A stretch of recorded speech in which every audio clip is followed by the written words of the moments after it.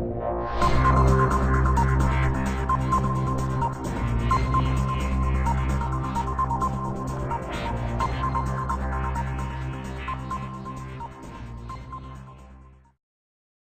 байцгаана уу эрхэм үзэгчдээ, Төмний телевизээс бэлтгэн хүргэдэг эсрэг өнцөг нэвтрүүлгийн энэ удаагийн дугаар үзэгч та бүхэнд хүрэхэд бэлэн болсон байна. Ингээд бид бүхэн бас энэ удаагийн зочноор Монгол Улсын соёлын тэргүүний ажилтан Төмөр Очрын Цамбал Хөндөвийг өргөн оролцуулж байна. Танд өдрийн мэнд хүргэе. За баярлалаа. Энэ өдөр телевизээр үзэж байгаа нийт Монголынхаа ард түмэнд одоо болох гэж байгаа захаан сарынхаа үйл ажиллагаанд одоо их амжилттай сар шиндээ сайхан шинжилж одоо тэнгэрлэг сүлдэн босоо хиймэр нөөдтэй байгаараа сайн сайхан би өсөө ярьж байна.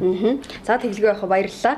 Тэгэхээр бас Цамбал Хөндөв ах маань бас уран бүтээлч дуучин хүн байгаа. Олон сайхан уран бүтээлүүдийг бас эртнээс хүргэж ард түмний одоо мэлмийн сонорыг мэлааж байсан. Тэгэхээр сүүлийн үед ямар уран бүтээлүүдээр ажиллаж байна? Ямар дуугаа дуулж байна? За би бол ер нь бол хамгийн анхуул одоо урлаг гэдэг зүйлийг бол Хэнтийн аймгийн Өмнө Дэлгэр сумын одоо баг сургуулиас эхэлсэн. Тэр үедээ дуу хөгжмийн багшийн Б цогоо гэж одоо тэр дуужтай хамт явуулсан ээж дөөрөх дуу тэр үеийн хүүхдийн бүх дуунуудыг зохиосон Б цогоо гэж хөгжмийн зохиолч тэр Монгол нэртэй хөгжим зохиолч байсан. Тэгээд тэр багш манай дуу хөгжмийн багш байсан. Тэгээд сургуульд байхасаа гуйл хөгжим, үлээж, гармон хөгжим, гитар хөгжим тоглож тэгж анх одоо урлагийн гарааг эхэлсэн. Тэгээд одоо бол уран бүтээл ер нь бол хамгийн анхан бол уран бүтээл хийхдээ бол хан энтий чуулгаар эхэлсэн 1975 оноос. Одоо бол хамгийн сүүлд бол одоо энэ жил бол өөр Монголын шидийн голын зүүн сөнд гэдэг газар уран бүтээлгээ тоглолтыг хийсэн. Тэнд би 7 хоноод ирлээ. Ер нь бол одоо миний дуусан дуунуудаас бол одоо Чулуутын гол гэдэг дуу Монголын хөгжмийн зохиолчтой холбоон дарга Морин Оронгод уруудагийн шагнал Бадарчин Бямпэр гэдэг түүний зохиол Минжууд орж гэдэг түүний шүлэг одоо Чулуутын гол гэдэг дуу бол 96-97 оны хэд бараг шилдэг 10 дуун шалгарч байсан энэ дуу хаа. Энэ дууг бол дуулж амжилтанд хүрчсэн. Тэрний өмнө болохоор 1990 оны Монголын арайдагын цагаан лаваа гişиг хөгжмийн одоо дууны нэвтрүүлгээр нийт арайдад очсон загтал 9000 загтал хэрэгэд миний дуусан Цэрэн жимдийн хөгжим, Столмагийн шүлэг, Чи догдоржийн шүлэг.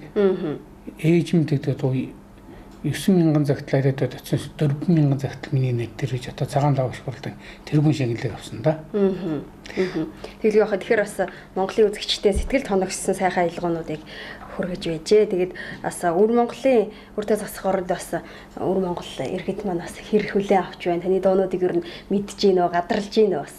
Хуучны дуунуудаа та бас хэрэгэн дуулж гинөө, шинэ уран бүтээлүүд хийж гинөө. Өвөр монголчууд бол яг ер нь 90 онд 94 онд би анх өөрөө бие даасан цомгуудыг гаргаад тэгээд тэр чинь нөгөө урд төршүүд маань нөгөө хуулбарлаад бас бизнесийн зорилтоор ашиглаад ард түмэн сонсдог болцсон. Тэр нэг талаараа над сурталчилгаа болцсон. Тэгээд ер нь өөр Монголд бол одоо доронтоос ашиг бол алтан эмэйл бол улаан мөчр чуулгууд тэнд урилгаар авч дуулж байсан л да. Намайг урахад би хан энтий чуулга авч чуулгахаа даргатай яриад чуулгаараа хамт очиж тэн тоглолт хийж байсан. Тэгээд ер нь өөр монголчууд бол миний дуунуудыг их дуулдгийн байна гэдэг тэр үед мэдсэн. Тэгээд миний ганцаар жаргадгүй хорвоо гэж миний ая шүлгийг мэдсэн тууг хүний сайхан орчлон гэдэг нөгөө дууны шүлгийн үгээр нэрлэлсэн.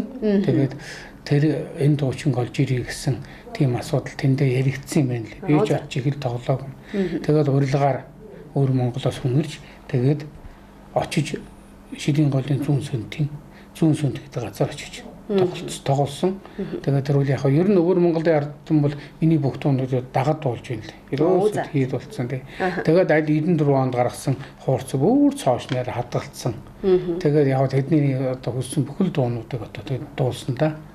Тий тэгж яваад ирлээ.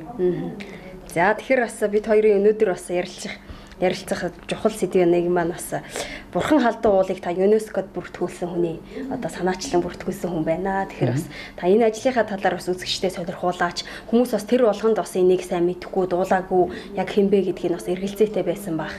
Энэ бурхан халдуу уулыг одоо яаж анх санаачилж яагаад бас бүртгүүлэх болвоо тэр сэтгэл анхны тэр юугаа бас үзэгчтэй сонирхуулж тайлбарлахгүй. За 90 онд ардчил ялахт бол бид бурхан халдууныг бол мэдэж байсан боловч дэлхийн соёлын өвд бүртгүүлэлтийг бид бол огт мэдэхгүй байсан. ЮНЕСКОгийн тухай бараг сонсоогүй гэж хэлгээд бараг болохоор гэтэл одоо манайхан чинь морин хуур одоо Монгол дээлгээ ЮНЕСКО бүртгүүлэх гэдэг одоо хөрнөлөө шүү дээ.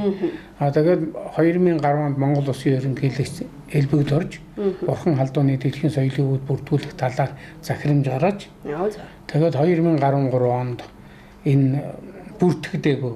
Яагаад бүртгэдэггүй гэхээр одоо Бурхан халдууны дэлхийн соёлын өвд бүртгүүлэхэд бол улс төрчдийн хүсэлтэд бүрддэггүй байна гэдгийг одоо соёл спот аяжуулсан сайд оюун гэрэл телевизээр харна би мессеж ütсэн. Одоо би наадахж бүртгүүлж ирье. Орон нутгийн иргэдийн хүсэлтэд бүрддэг юм байна л гэж. Тэгээд ийм материал бүрдүүлээд одоо энэ сайдаар соёл спот аяжуулсан сайд оюун гэрэл танаар уламжлуулсан. Одоо Бурхан халдууны онцгой хамгаалт навч ЮНЕСКО соёлын өвд бүртгүүлье. Бүртгүүлэх одоо бүртгүүлсэн 260 хүний гарын үсгийг цуглуулсан болно гэдээ Бурхан халдуун чинь нөгөө нуус товчоонд 27 удаа тэмдэглэгдсэн. Тэгээ Бурхан халдуу уулын бүртгүүлэх шалтгааныг ярьж байна. Тэгээд их эзэн Чингис хаан маань одоо Тэмүүжин 10 настай байхдаа 9 настай авсан хүн үлдсэн Бурхан халдуунд 3-5 удаа зүгтж амьгарсан. Тэгээд одоо Бөөрийн Чиний аймын бүрэн одоо гаргасан Бурхан халдуун ууланда талархлаа гэж одоо их залбирч байсан. Тэгээд бүртгүүлэх шалтгаан дээр өшөө нэг юу нь болохоор 28 настай хаан ширээн суугаад Бурхан халдууны ороод гарч одоо би энэ их суурьнд суулаа. Тэгээ өөрийн одоо сайнаар суусангүй. Одоо Бурхан Тэнгэр таны хивээлээ суулаа. Би одоо юу хийх ёстой вэ гэж асуусан байдгийг. Тэгэхээр бол Мөнх Тэнгэрээс бол дэлхийн одоо Тархаа Батархаа Овг аймгийн нэгтгэн захир соён гээгэрүүлж вэ гэсэн үгийг авсан гэж намд дурдсан байдаг л да. Тэгээд Бурхан халдуунд энэ тухай бол зарилга гаргасан байдгийг. Тэ өнчин бидний өвгөлсөн өндөр дээд Бурхан халдууныг өглөө өрм ялааж бай, өдөр болгон тагж бай, үеийн үед үе тутам өргөн шүтэж бай гэж. Тэгээд энэний захиас элбэгд орж ерөнхийлөгч маань 2010 онд гаргасан захирамж их эзэн хааны 800 жилийн өмнө гаргасан захирамжийг биелүүлсэн гэж бодож байгаа.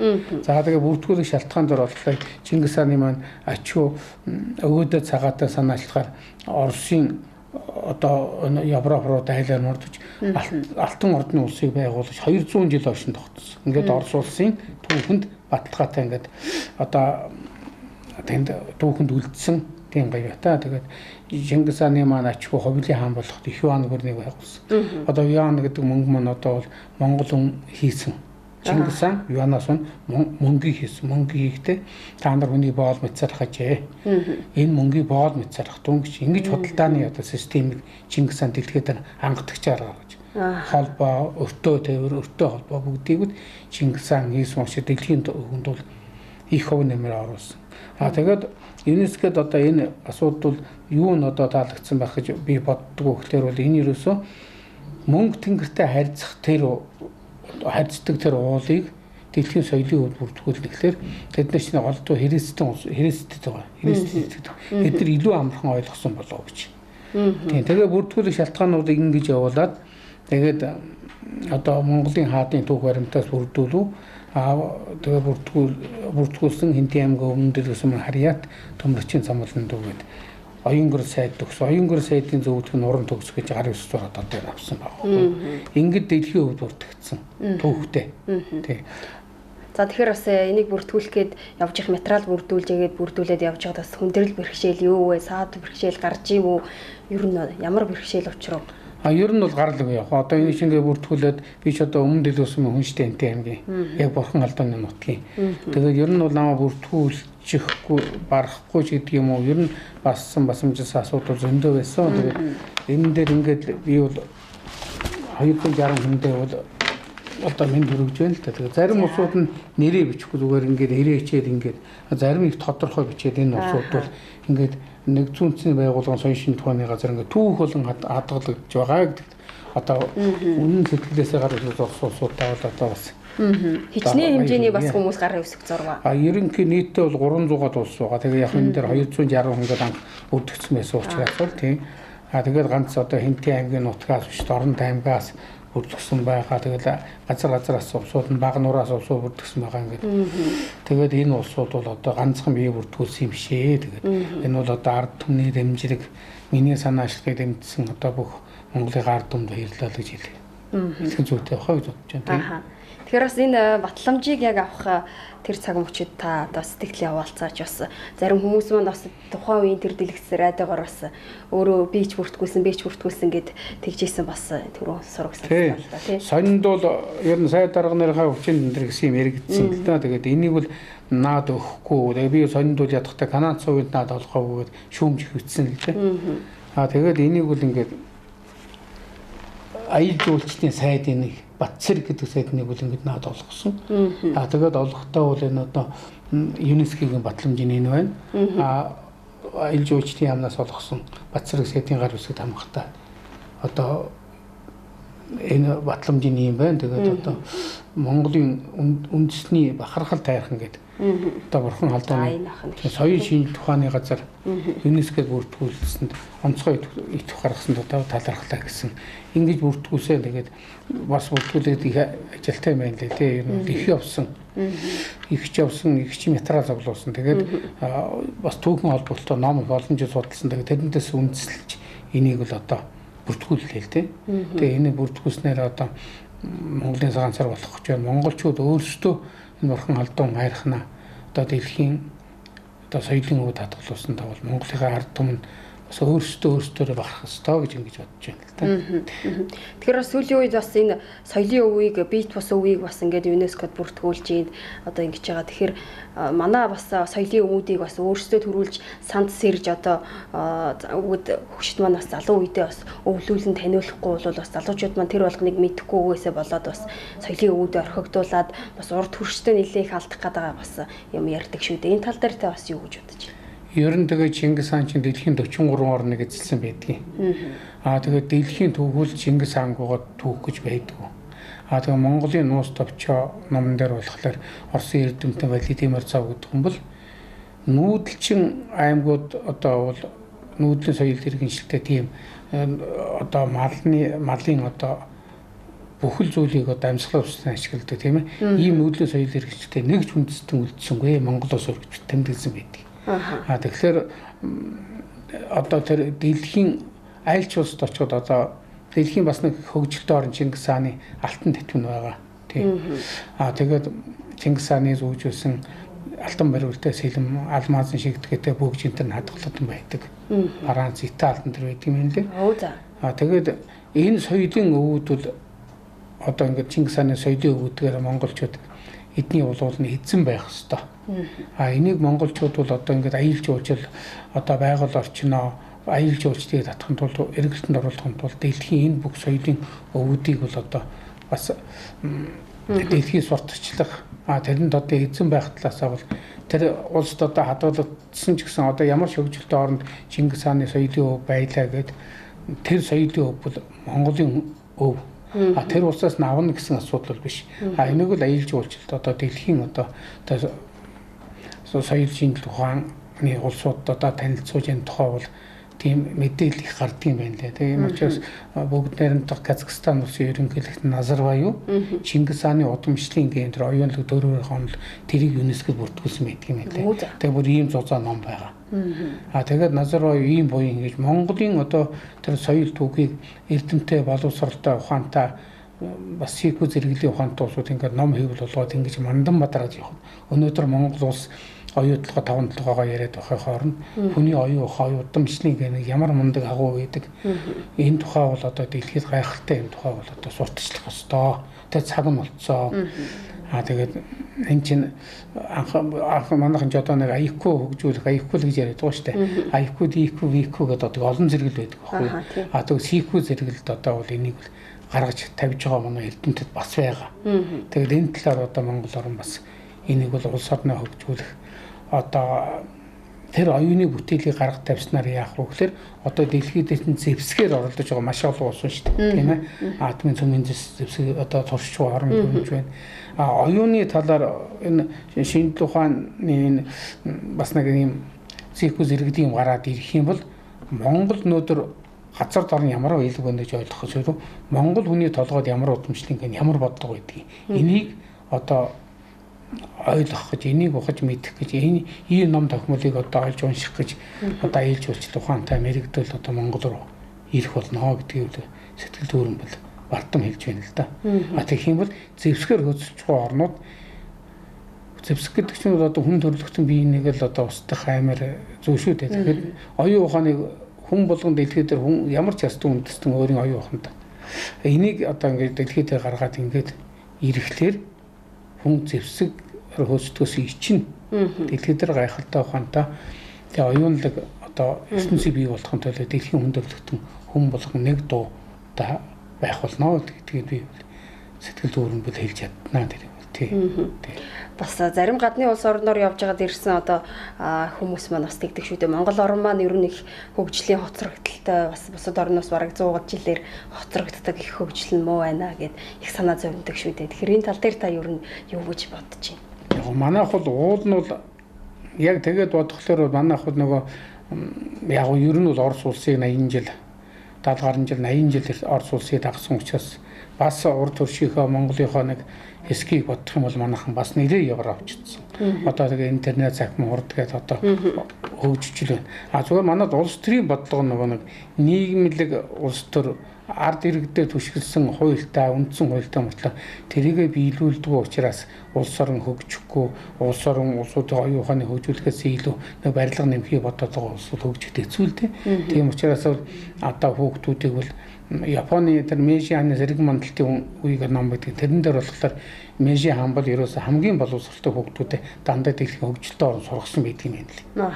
Тийм учраас Японоос гадагш нь экспортлж байгаа юм бол ерөөсө ганцхан тэдний үйлдвэрлэж байгаа тэр одоо Ямаха, Sony гэдэг Sharp гэдэг юугаар яаж байгаа. Зөвхөн оюун ухаанаар гадагш нь гаргаж байгаа. Тэрний материалын зүйл нь болохоор зүгээр пиавар ховонцар л явж байгаа шүү дээ. Тоглоо тиймэр хийсэн юм явж байгаа шүү дээ. Тэгэхээр бус дэлхийн орн юм манайхны одоо улс төрчидийн ярьж байгаа асуудал болохоор гадагшин мах экспортлно, спонсорлно, юу экспортлно.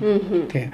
Вьетнам руу одоо нэмэх харган гэдэг юм одоо ийм ярьж байгаа хооронд Монгол хүнийхээ удамшлын генийг хөгжүүлэх. Монгол одоо залуу компьютерээс байж ярьдаг шүү дээ тийм ээ. Монголын оюун ухаан туусууд гадаад оюун ухааны одоо тэмцээн уралдаанд очиж шалгалж ярьдаг шүү дээ. Энийг хөгжүүлэх цогц бодлого боловсролын яам боловсролын байгууллагууд энэ зүйлийг цогцоор нь хийгээд өөрсдийн одоо боловсрол хүрдгэн бол энэ тухайга хөгжөлтэй орн сургаад Монголын одоо энэ хөрс дээр Монгол одоо уур амьсгал дээр Монгол хүний оюун ухаан дээр ямар одоо зүйлийг хийж хөгжүүлж болох юм бэ гэдгээ судалдах юм бол монголчууд өөрсдөө одоо мундаг хөгж боломж нь бол байгаа. Тийм.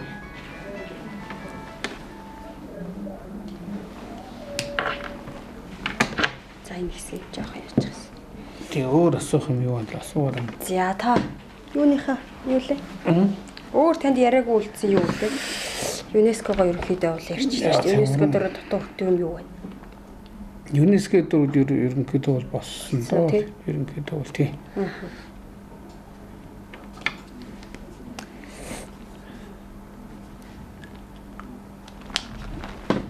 Тэгээд за эдмэж яг энийг ярьсан, энэ батламжийг ярьсан.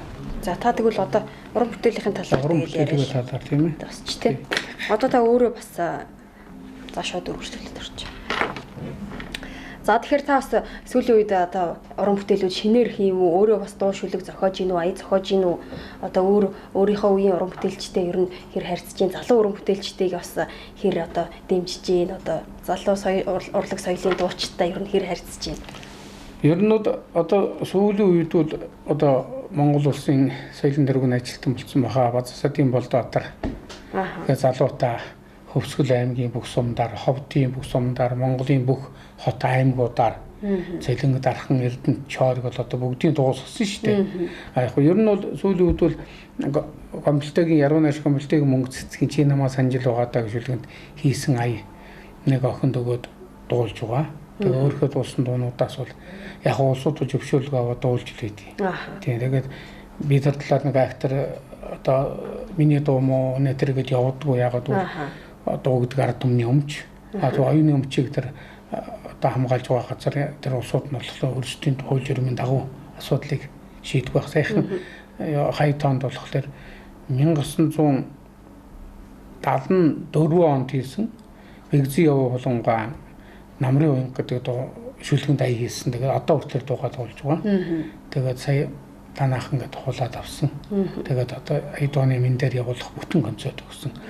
Тэгээд ургацын далаа гэж одоо Эрдэнэ гомд манд уулсан. Тэр ургацын далаа гэдэг дуу бас туул Сэлэнгд Будаа тарин дээр Монгол үндсэн телевиз клип юм хийж өгсөн. Ерөнхийдөө бол одоо 7 дууны уран бүтээл клип бүтэн концерт гаргаж яддаг байж. Яг дууны аянууд шүлгэнүүд бол одоо хийж байгаа. Энэ гарааг байгаа тийм. Та өөрөө аян шүлгийг хийж байгаа шүү дээ. Одоо миний тэр ганцаа жаргадгүй харваа гэхээр бол эзэнтэй дууны уралдаан шагнал авч байсан. Тэгээ ганцаар ургасан хайлаас модны гамнах шуудныг хэлэх шиг ганцаар жаргадгүй харваатай ганцар суугаад явдаг. Өөр монголчууд бүр ардын дуу шиг нэг бүр хүн болгон өгсөн залуугууд уулдаг болсон юм тийм. Тэгээд ийм уран бүтээлүүд байгаа. Ерөнхийдөө бол дууны аяыг бол шүлэг ямар байхасаа болдог л да. Шүлэг аятайхан шүлэг хийцэн байвал эсвэл хүний аятайхан шүлэг байвал аяж болно. Хөхрөн үний ятгах тэнгэрийн хаяараа хөөрөн бисаа шууд уцлаа. Хүний үгэн сэтгэл гэдэг чинь өсөлтөний нэгэн үйл гэсэн тийм шүлэг байсан юм. Сонин дээр тэр шүлгээр бүр цэрэг байх та аяасан. Тэгээд би бол зүүн буян цэрэг байсан. Зүүн буянгийн зэний тартлын тусгай хороо гэж байсан. Тэнд одоо зэрэгүүтэй хамтар цахилгаан хөгжмийн хамтлаг байх болгоод одоо гараараа гитарыг хийж тэрэнд хийлцэж тэр сэлмэг тэнгэр гэдэг хамтлаг дуулж уран бүтээл зэрэг багтаалж хийчихсэн. Тийм маягаар дуунуудыг бол одоо дээрээс дууллаа. Тэгээд одоо өдий хүртэл бол одоо дууга дуулсаар л явж байна. Уран бүтээл хэзээ гардаг юм байна гэдгийг ойлгосон тийм. За баярлалаа. Тэгэхээр бас та соёлын өвд одоо энэ маш чухал үүрэг хариуцлагыг бас иргэн үеийн хувьд одоо бахархмаар үйлчлэл хийсэн байна. Тэгээд танд бас баяр хүргэмээр байна. За тэгэхээр бас та энэ босод залуу үеүүдтэй бас хандаж үг хэлэхгүй юу? Одоо энэ өв соёлыг одоо уламжлалыг мэдчих хэвээр энэ талаар нь та бас үг хэлж. За баярлалаа. Ер нь гэхдээ залуучууд бол сүүлийн үед бол сайхан дуулж байгаа, сайхан бүтээлүүд гаргаж байна. Энэ хөдөлмөрч байх нь бол одоо сайн хэрэг. Бидний үед болохоор 18 аймагаас одоо шалгаруулж ирээд эндээ хотод шалгаруулаад нэг л хүн авдаг, нэг л дуучин авдаг, мэргэжлийн газар. За тийм цаг үе байсан. Одоо нэг зах зээлийн одоо цаг хугацаанд ороод одоо мөнгө төлөж юу туулж яаж болдог болсон. Тэгээд сайн цаг хугацаанд шигшдэг үлдэх байлгүй дээ. Тэгээд бас хэлбархнаар байдаг гэсэн шүү. Хэлбарнаар болох гэдэг. Тэгээд одоо залуучууд асар том шагналууд авч байна. Тийм. Одоо жишээлбэл Монгол улсын төрийн шагналч шиг, Монгол улсын гавьяач шиг олон дуу дуулж олон тоглолт хийснээр гавьяат авч болдгүй байхгүй. Энд чинь доод нь 17 жил одоо мэргэжлийн урлагийн газар дуулж байд Монгол улсын соёлын дөрвийн ажилтан цол тэмдэг авдаг. Би 97 онд авч байсан. Өөрөөр тайлан хийж. Тэр үуч нь одоо тайлан хийдэг хүн цөөхөн ганц хоёр хүн байсан. Тэгээд ер нь бол нийтдээ бол ер нь тэгэл 50 гаруй жил одоо урлагаар явж байж Алтан гац хөдөлмөрийн гавьяаны улаан дүг одон авсан шүү дээ. Маш үнцэнтэйгээр авсан байх. Тийм. Монгол улсын гавьяат гэдэг цол тэмдгийг би одоо жар гарч яд өгч байна. Авч чадаагүй л багч яд байгаа шүү дээ. Тэгээд яг би бол зүгдэг одон. Яагаад гэвэл юм хийсэн зүгсэн одонгоос ичдэг юм гинлээ. Тийм. Цагаан сараа зүгдэг, шинжилээ зүгдэг. Тийм. Тэгээд залуучуудтай хандахт бол ерөөсөө дууг бол манай Ахмадууд ч гэсэн зарим тийм дуу хийгээд байна. Яг ингээд дууны төгсгөл дээр энэ гэсэн тийм бариан дээр дуу хийж болдгоо байхгүй юу? Уртаг шигэр хийдэг. Тийм одоо Монгол улсын бас гавьяат цол авцсан ч тийм дуу хийсэл байна. Тэр дуун дээр нэлээд анхаарах хэрэгтэй юм аа. Урдны 67 оны үед бол дууг яаж хийж өссөн? Яагаад тэр үеийн дуунууд хүнээс сэтгэл зүргэнд хоногшоод үлдсэн? Тухайн үеийн амьдрал бол бидэрт төлөвлөгөө хийх зэгтүүлсэн санаа зовхомгүй. Хүний сэтгэл амар амгалан байсан учраас яг тэр үе шигэ тэр үеэд орсон тийм дуунууд л. Сая болохоор хөгжмийн зохиол Сэр одын студ Монгол хөгжмийн зохиолчтой холбооны тэргүүн Монгол улсын гавьяат Бадарчин Бямбаярын шүлэг багын амраг гэж одоо их засгийн улаан ямсар гэдэг хүн байгаа. Тэрний шүлгээр хийгсэн тэр дууг одоо бичүүлсэн. Өнөөдөр амьдсан маргааш очиж явна тэгээд клип дүрстэй болгоо тэгээд цацсан да. Шинэ одоо орон бүтээл төрөн гарч байгаа юм шүү. Төрөн гарч байна тий. За ийм юм хөл зүйлүүд хийж байна. Тэгээд өөрөө ер нь бие даасан концертыг шинээр үсчүүлээд одоо бас дахин гаргана. Тийм шүү гаргана. Ийм их бодолтой байж байна. Тэгээд дэлхийн соёлын өвд өшөө бас бүртгүүлэх дэлхийд хаач байхгүй онц сонин тийм гайхалтай байгалийн үзэсгэлэнтэй одоо бас телевизээр хамаагүй зарлж болохгүй. Ягаад гэвэл энэ бурхан алдууны миний бүрдгүү хөлсөн төлөв байх хүмүүсүүд бие бүрдгүүс ингээд гараад ирсэн учраас тийм зүйлүүд бас хөөцөлж байгаа. Тийм. Бас үргэлжлүүлэн өөр хөөцөлтөн тийм. Ямар ч үсэн ЮНЕСКОд би одоо 2 удаа хандна. Эхлээд 1 удаа хандаж энэ зүйлийг авсан. 2 дахь хандна. Ингэснээр одоо энэ гадна дотны элдв өнгийн одоо шуналдаа тэр улсуудын өрөмдөж элдв өнгийн байгалийн баялаг руу дайрахгүй юм асуудал дээр Монголын газар нутгийг бол одоо ихэнх хувь нь бол одоо гадныхны хөрөнгө оруулалтаар монголчуудын нэртэй одоо ухад дуусгалаа таасаа Монгол тэмцээд бас нэмэргүй. Одоо энэ дээрс үндэслээд ерөөсөө Монгол ус байхгүй болох ч ямархан ийм цаг үе тэр их гарч иж байна. Санаа зовж байна. Дуулгол маань бохирдож байна. Шир одоо тэр бохир хиймийг дуулгол руу хийж байна. Загас нь өгсөн байна. Дуулгол одоо энэ сонсголын нүгээр хөнхийрсэн байна. За бурхан халдуун нэг хамгаалахын тулд би олон одоо иргэний хөдөлгөөнүүтэй нийлж байсан. Одоо энэ уян цогт баяр цогтон тэр энэ гişүүд бүгд мэднэ. Эднийг өсгөн зарж чухт нүүдийг бариад л шах суулгахт нь сугж агсаад 90 оноос хойш л гэж явсан би. Одоо элбүүд орж ерөнхийлөгч энэ Батбол Матбултай энэ талбай дээр би жагсч л явсан. Тэгээд би 36 таа байсан. Тэр үеэс эхлээд тэмцсэн. Тэгээд сүүлдээ гал үндэсний холбоотой хүртэл нийлээд л одоо тэр тэмцэж байсан тэр Энтийн Батчаатын тэр Утаан даваа гэдэг газар алт ухаа тэрэнд хүртэл очиж би тэнд хамгаалагч муулсан уулзж байсан. Тэгээ ийм маягаар тэмцэж яваад хамгийн сүүлд нь ер нь манай газар нутгийг бол хэтэрхий одоо лав орж одоо ухаж байна. Тийм учраас бурхан халдуун хайрхан түүхэн улаач авч үлдэх юмсан. Монгол улс хэрэг өнөөдөр ямар нэгэн хүчтэй орны хараат боллоо гэд Монгол улс байхгүй болох ч амархан болчихор юм шүү дээ. Тэгэд бурхан алдууг түүхэн бол их эзэн Чингис хааны нэр хоёр бол мөнгөж үлдэх юм аа. Мөнхөрөх ёстой юм аа гэдгийг би ойлгосон дэс нь бурхан алдууны бүрдүүлэх янз янзын материал бүрдүүлж янз янзын байдлаар тэмцээ гал үндэсний холбоотой нийлээд тэмцэжэл явсан. Босоо Монголынхонтой нийлээд тэмцэжэл явсан. Өөрөнгө уян сумдар бууз хоорт явахтан тэнд явж ирсэн. Тэгээ эцсийн маань үр дүн юу юм бэхлээр л одоо энэ л багхгүй юу. Энэ бурхан алдуунаа авч үлдэхэд энэ асуудал ийм монголчуудад дахин харуулчих. Энэ түүхэн уул ингээд монгол хүн ерөөсөө одоо эрдэмтэн сэхэтэн мундаг одоо ухаантай улсуудын номон дээр хүн яах гэж энэ хорвоо ертөнцид хүн бол төрсөн юм бэ гэхэл хүн гайхамшиг бүтээхин төлөө хүн бол төрсөн юм гэж. Хүн болгон гайхамшиг бүтээх юм бол Монгол улс өөрөө хөгжиж шүү дээ. Тэтгэдэр байхгүй гэж. Тийм учраас нэг хүн ч гэсэн гайхамшиг бүтээ, над чинь гэж гайхамшиг бүтээж улс зөндөө байгаа. Тийм ээ. Одоо спортын мундаг амжилт гаргаад дэлхийд мундаг зүйлүүд хийж байгаа. Тэгээд энэ зүйлүүдийг ингэж хүн болгон хийх ёстой юм аа. Хүн болгон одоо чадах хэмжээгээр л ингэж яах ёстой юм шүү л гэдгийг Монголын ард түмэд хэлж байна да. За танд маш их баярлалаа. Таны дараагийн одоо энэ сайхан үйл хэрэгт амжилтыг хүсье. Таны уран бүтээлд бас өндрөөс өндөрт амжилт хүсье. Өшөө өргөжлүүлэн сайхан дуу аялах ард түмэндээ хүргээрэй гэж өрөөе. За тэгэхээр үзэгчдээ Төмний телевизээс бэлтгэн хүргэдэг эсрэг үнцэг нэвтрүүлгийн удаагийн дугаар энд хүрээд өндөрлөж байна үзэгчдээ. Дараагийн дугаараар эргээд уулзъя. Баяртай үзэгчдээ.